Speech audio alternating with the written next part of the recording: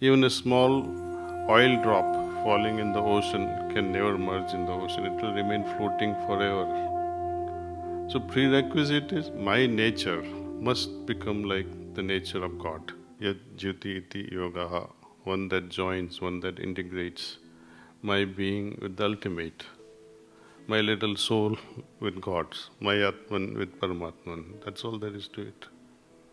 But we don't understand much about what happens, truly what happens at that culmination. No one can speak about it. And if a person says that I know what happens there, he's simply lying to you. If you understand Lord Kabir Sahab used to say, it is like raindrops falling in the ocean.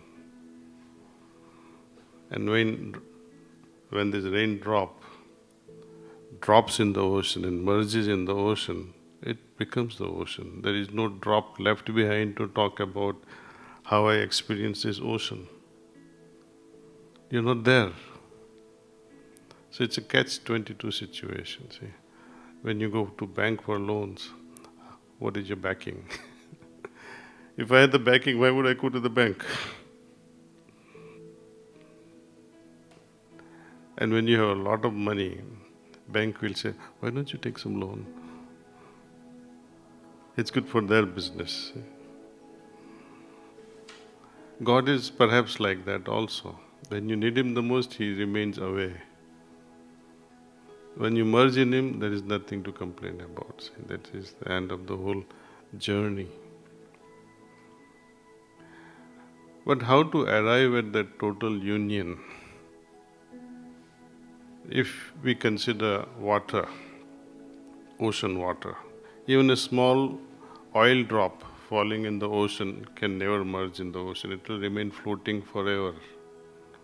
So prerequisite is my nature must become like the nature of God. I cannot be, let us see, 99.99%. No, I had to be 100% at that vibratory level of God's. Nothing less will do. Level of purity and simplicity, we'll have to elevate ourselves to that extent so that we can merge easily. That is a spiritual aspect of it, say. And many things then develop because of that union with the highest. What prevents us is fundamentally this. Many people say we all have the soul, we are part of God. Then how come we lost that purity? On the way, we lost it somewhere. We became more egoistic, we became more individualized. That was the number one fall. Second thing, there is infinite number of desires we have.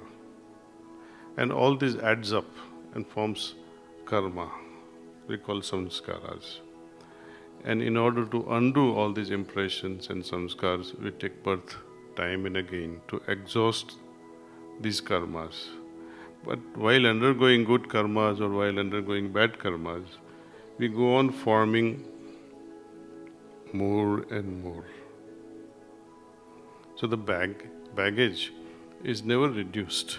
It is always increasing. As we take more and more births, we are adding more and more to this polluted being, see.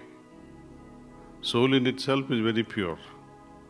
But the baggage we add, it's like, if you imagine a lantern, old time, perhaps most of you are familiar, old time lanterns in 60s and 70s in villages we used to, clean the glass every evening, light up the candle. Every evening your mother would insist, "Bete, finish this." You would do it. The day you don't do it, what happens? You can't read properly, you can't see the light properly. So this cleaning is a must.